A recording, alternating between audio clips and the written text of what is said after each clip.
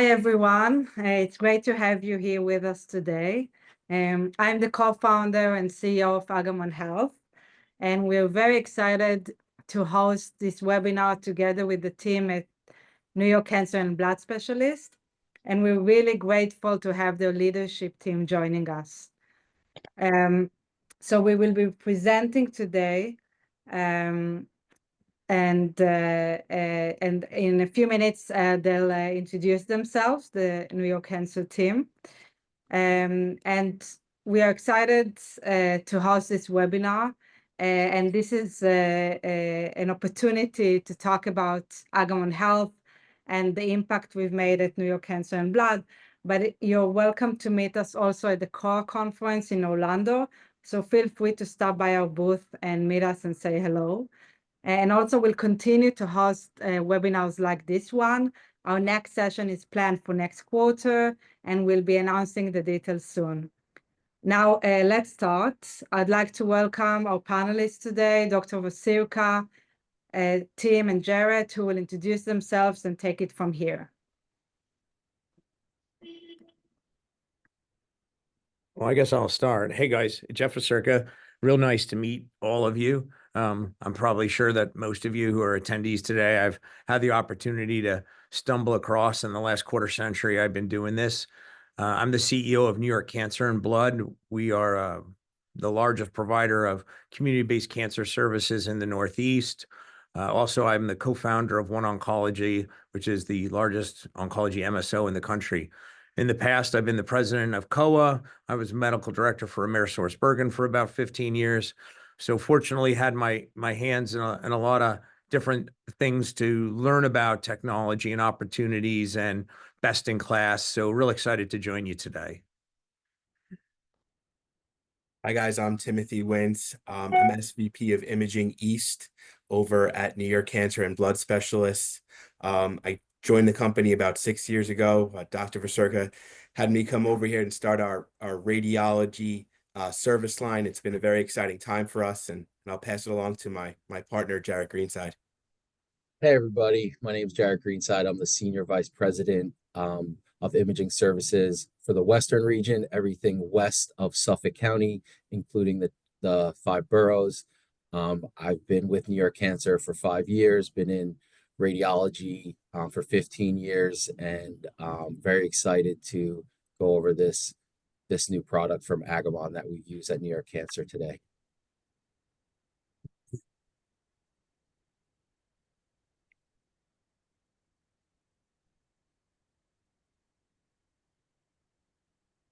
Next slide.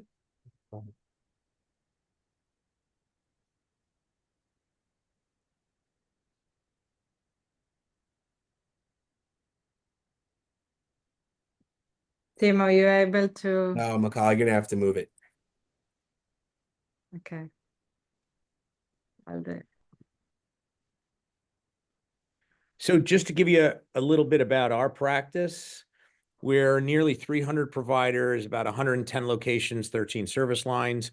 Obviously, the majority of what we do is oncology and hematology.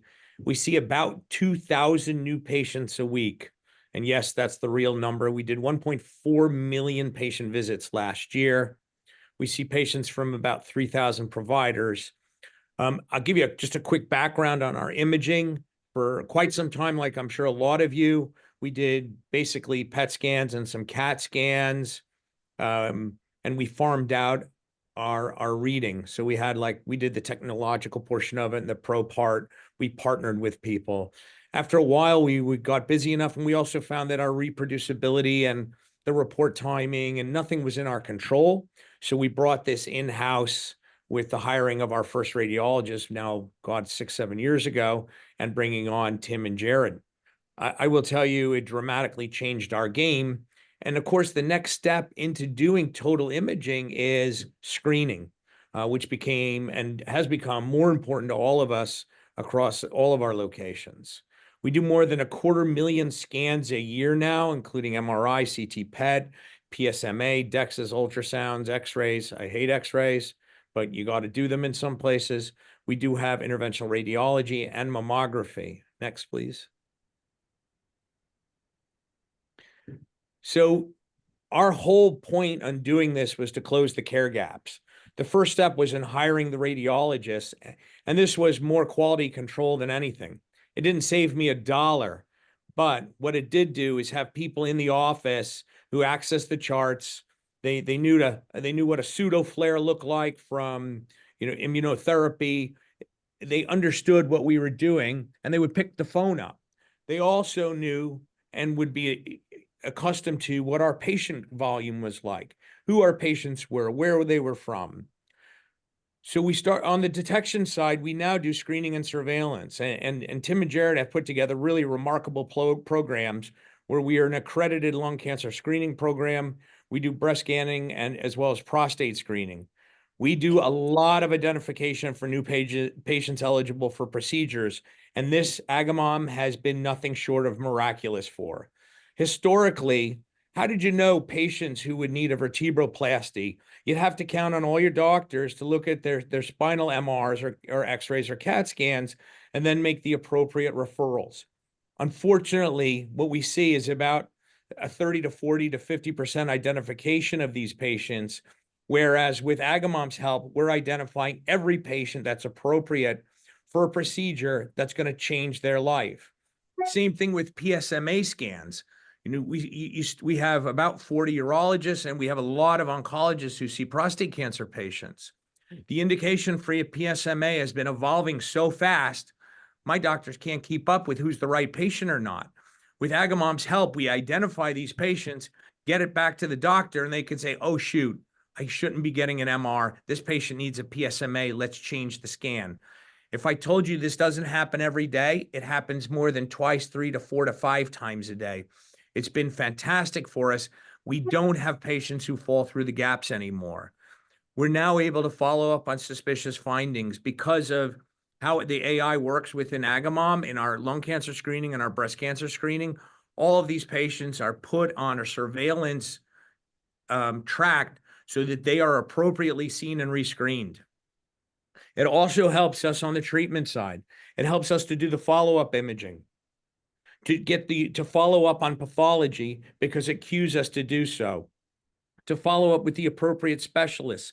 If we have patients on the lung cancer screening side who have an abnormality who now need to see a pulmonologist or to see a thoracic surgeon, it prompts our folks to do that and get it set up right away. It coordinates care across all of my teams, because if you could think about it, you don't have the same doctors or pathologists or radiologists who are seeing lung cancer, breast cancer, prostate cancer. They stay coordinated across multiple team sites, so everybody stays on the same page. Nobody is duplicating work, and we're not losing patients to surveillance that they need to have. And also importantly, we have long-term surveillance to detect recurrence. 5 years from now, we're not forgetting about that patient who had lung cancer, who are now know there is a long tail to the curve on lung, breast, and prostate recurrence. So you got to follow these patients for the most part of their life. Next, please. There's over 25 missed follow-up rate for cancer survival. So if you look at these numbers, ovarian cancer, 35%, melanoma, 32%, prostate cancer, 30%. And a lot of this is non-adherence rate among cancer survivors. We put them into a program where we don't miss them. We're now seeing single digits for missed a follow-up. We create sheets where we have automated callbacks to these patients to get them in, and then it only gets elevated to a live operator after they miss 3. So this way, we don't waste our time doing things that we can do through automation, but at the same time, for people who are not getting back, we get a real person to get them on the phone and get them in. It has been miraculous and remarkable for our clinicians and for our patients. Next, please. So Agamon Health has closed our care gaps by a multitude of ways: structuring medical reports with AI, automating the patient navigation workflow. You don't need to have a person doing all of this. It doesn't work. As soon as you take this out of a person's hand and you put it into, an AI-based system, you won't even believe the difference it makes in the follow-up and what we're seeing in patients. We're seeing enhanced referral coordination. We're actually getting the patients to the right doctors, and then getting them back to us. So we're not losing anybody in that transition. Obviously, you're increasing your imaging revenue. If you have an abnormal mammogram and they need to have an MRI, and Agamon helps get that patient in, which is been fantastic in doing so, it does it almost immediately. Not only that, we've coordinated with Agamon and looking at some of the risk scores and put that as part of our mammography results to get the MRI then automated so it gets ordered, so the patient gets in right away for those patients who are deemed high risk by what their score is. We optimize staff utilization. I don't need to have patients and employees in every single office doing navigation when I have Agamon doing it for me for a third the price. It has made the biggest difference in how our practice has run since the EMR got put in. Next, please. So this is looking at what our follow-up gap was before. 30% of all reports require follow-up. 51% of these were not completed. And this leads to, obviously, late-stage diagnosis, missed revenue, and increased liability. When you let the patient fall through the gap, this is what happens to you. And this is the whole necessity of bringing in Agamon and letting them do it through their AI system. Next, please.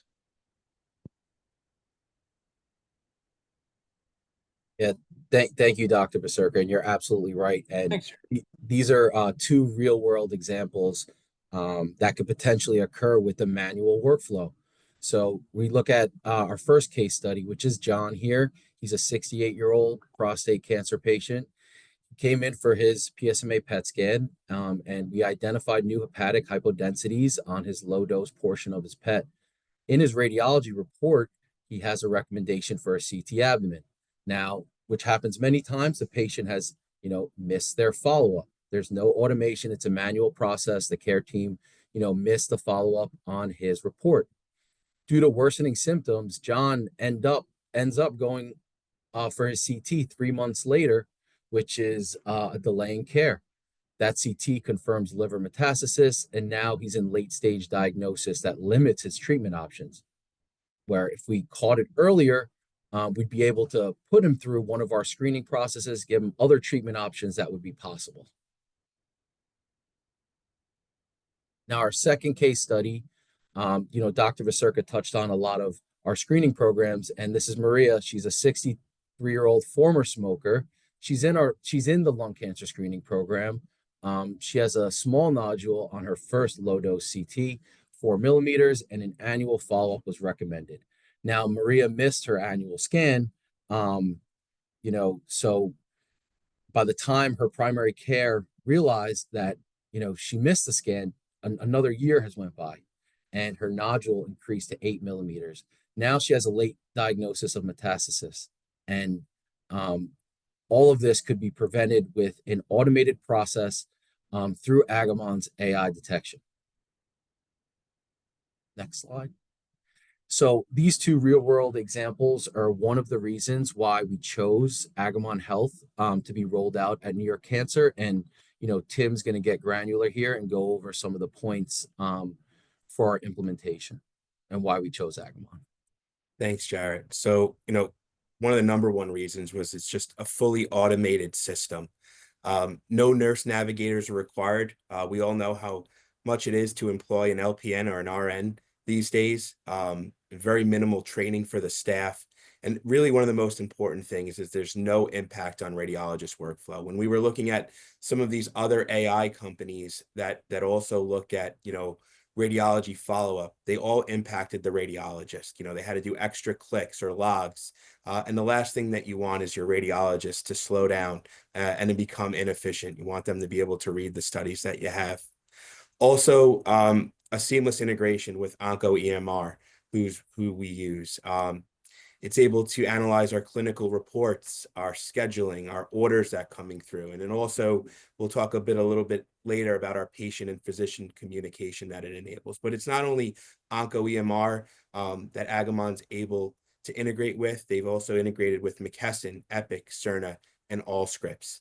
And they align with our existing clinical workflows. We've all brought in, new companies into our organization, and the first thing that they want you to do is change. Oh, we want you to change this, what you're doing. Agamon works closely with your organization. They were able to work closely with us, our chief of radiology, our imaging directors, Jarett and I, and kind of mold around what we're doing and make us more efficient.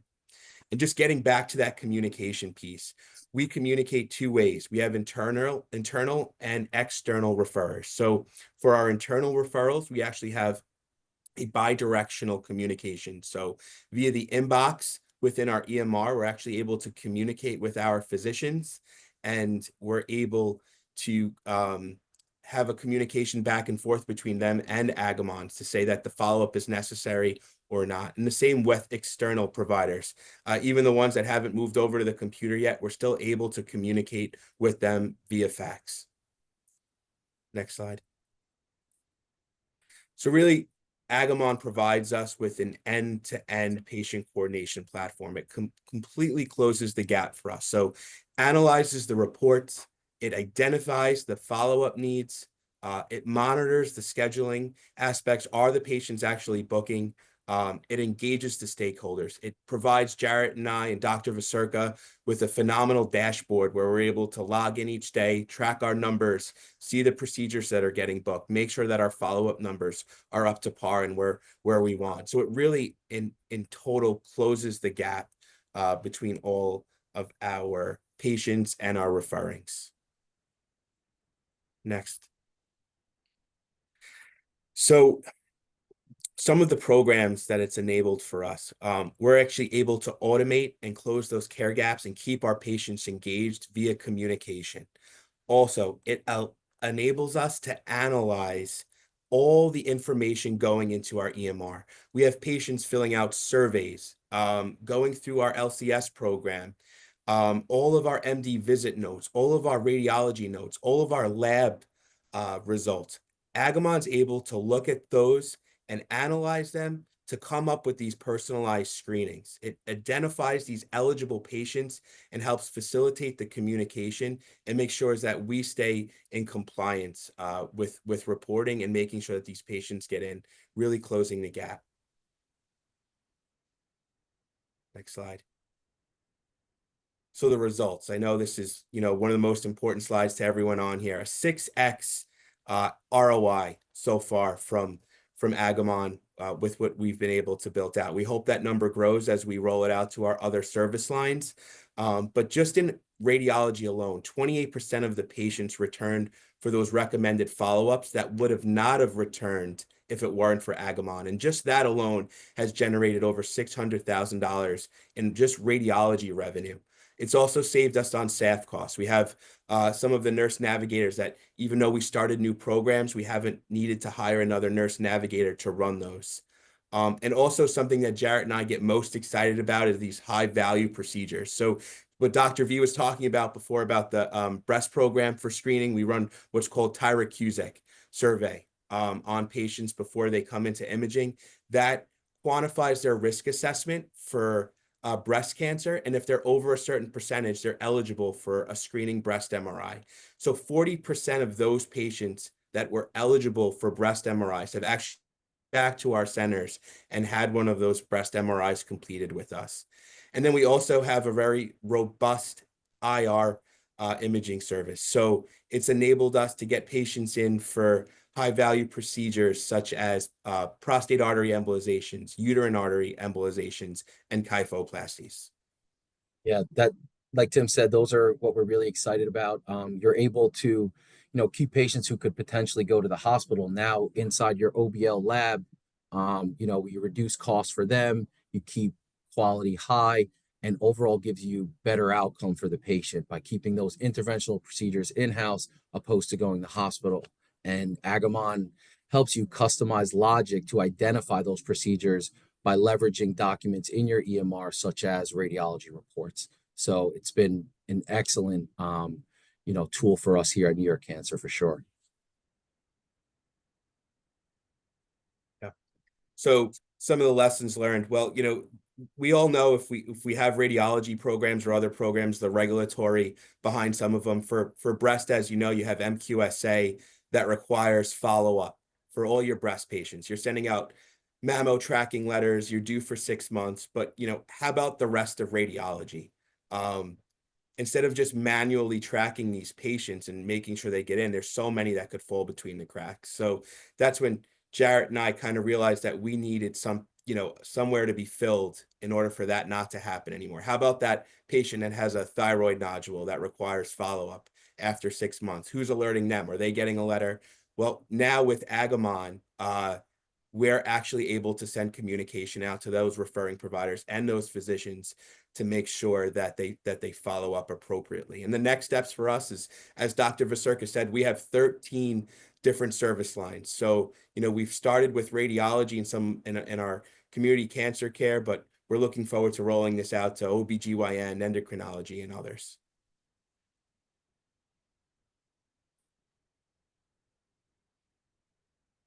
Great. All right, yeah, Sorry. yeah, thanks, McCall. Yeah, we can open this up to Q&A.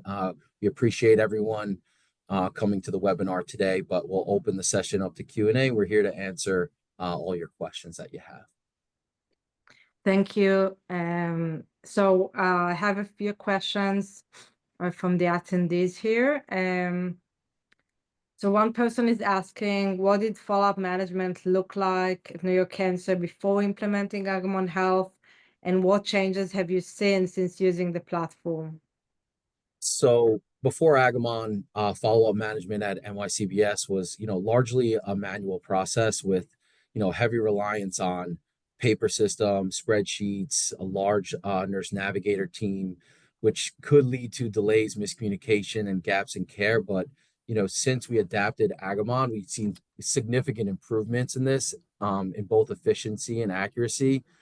These automated alerts and communications to the patient have much better outcomes, much better adherence, reduced errors and enhanced continuity of care. Patients now receive a more timely follow-up, and you have that safety net of Agamon doing all of the automation. So virtually, all the gaps are closed on your follow-ups, and you're tracking all of those patients. Great. We have a question. Does Agamon also identify through LLM radiology reports that note incidental lung nodules on imagings that are done for different reasons? So I will take this one. Absolutely. We can identify incidental pulmonary nodules in different types of reports. We are agnostic to the type of report, and we have a program dedicated to incidental pulmonary nodule. So we are happy to discuss that separately after this session. Absolutely. And one of our case studies, incidental finding on PET came back for a CT of their abdomen. Agamon would identify that follow-up and send a text email to the patient as well as a provider to make sure that patient's getting in for their care as soon as possible.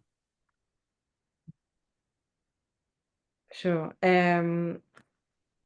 So someone is asking to stop sharing the screen so they can see the panelists. Okay. So someone is asking if the program is already live at New York Cancer and Blood. Yeah, we've been fully integrated for a bit now. It was a quick integration. As we roll the program out to some of our different subspecialties here at New York Cancer, that's why the integration is constantly evolving and continuing. What's great about Agamon is we've set up, weekly calls with their programming staff, and every time we find like a new area to use them, we jump on calls and we discuss what criteria want to use, and then we institute it in that subspecialty. So yes, they've been in radiology for a while now, and then we're introducing them to some of the other arms of the company. And yes, we're also identifying incidental lung nodules at New York Cancer and Blood today, and other organizations as well.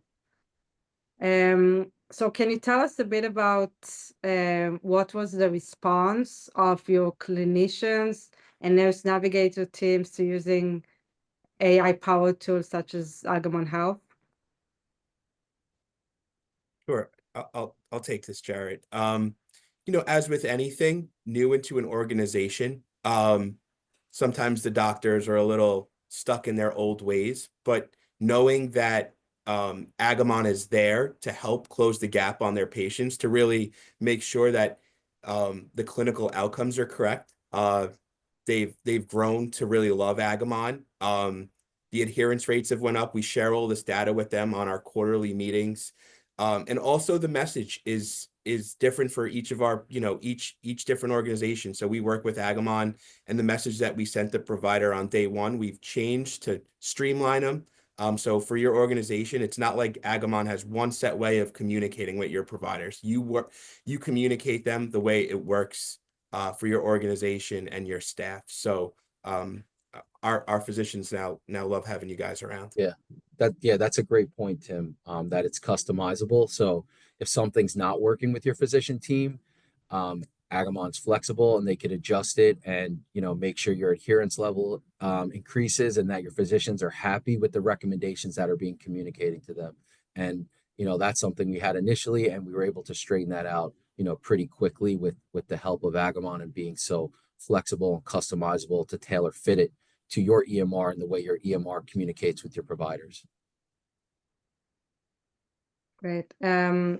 So I think you touched that a bit, but what have been kind of the biggest lesson learned since adapting Agamon and automating this part of kind of patient navigation? And what would you say to other community cancer centers that are considering offering similar solutions? Yeah, I think, initially Jarett and I decided to, throw staff at things at times and have manual spreadsheets to try and make sure that the gaps were closed, to make sure every patient was followed. And it's exhausting. It's a heavy burden on the organization. It's not cost effective. It really wasn't until we met, the Agamon team at RSNA 2 years ago now that we've been able to automate this process, to bring in a partner that looks at all this information for us and parses it out so that, we're not just throwing staff at it or having this manual process in-house. And maybe this one is not very related necessarily directly to Agamon, but there are some cancer centers that have that offer low-dose CTs, but don't have any programs in place to manage lung cancer screening programs. Can you share a bit about your experience there and how have you done it to date before Agamon? Yeah, what I can say is that I wish we had Agamon when we started our lung cancer screening program because it would made it a lot easier. Starting a lung cancer screening program is not easy. You have a lot of stakeholders in place and a lot of decision makers, and it's multidisciplinary. So you have pulmonology, medical oncology, nursing, interventional radiology, radiation oncology, all involved in one process. And there's not, an easy IT solution to identify these patients' eligibility. So, technology solutions like Agamon, can help streamline these workflows and make sure patients don't fall through the cracks without having a nurse navigator at every single site. It's very inefficient for staffing costs. So I think that having an automated solution, with your EHR and having an efficient screening program, having an AI-driven solution is definitely the way to go. And Agamon has helped us streamline this and have a more end-to-end solution rather than having manual processes, having multiple navigators work off of spreadsheets, having human intervention to dictate whether you're contacting the patient or not. With Agamon, you don't have that. They're automatically contacting your patient to adhere to your screening program. So that's what I could say. I wish we had it when we initially started, for sure. And what advice would you offer to some of the executives that are here today when they face political or some IT resistance to implementing solutions such as Agamon's? So, we have very strict criteria here for, IT safety. We have our IT security team that had vetted Agamon prior to bringing them on. they're HIPAA compliant. They've been great to work with. We've seen no issues. I know they're used by other very large health systems too. And like we mentioned before, some of those other EMRs they've integrated with. So, and just from a executive decision-making space, you saw our ROI of 6x so far. So it's really a no-brainer to bring them in to help automate the systems and increase patient volumes. Yeah, exactly. And I would say, just engage and get ongoing feedback from all of your specialties within your organization, so to how to customize Agamon appropriately. I would say that's really important to involve everyone in the process so you get feedback and how to make this product work for you. Who specifically would you suggest to get involved in this customization and integration process? Yeah, I would say obviously your IT team, your integration team, your nursing team, your radiologist team, also your C-suite executives to how to roll this out to your organization, because your providers are going to be getting messaging from Agamon. So it's important to determine how they will be receiving that message. What's the easiest way for them to respond back to it? So I would say all of your departments that have any clinical involvement. Great. So I don't think we have any further questions at this point. So thank you so much for joining us today, and a special thanks to the team at New York Cancer for being part of this important conversation. From our side, if you'd like to speak with us about